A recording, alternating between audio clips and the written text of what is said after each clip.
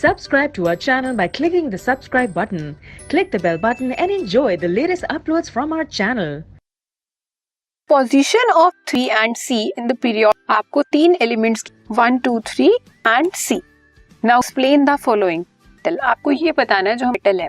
कैसे बताओगे? First group से. फर्स्ट ग्रुप इक्वली मेटल्स का कौन सा है? थर्ड पीरियड का, दैट इज पोटेशियम.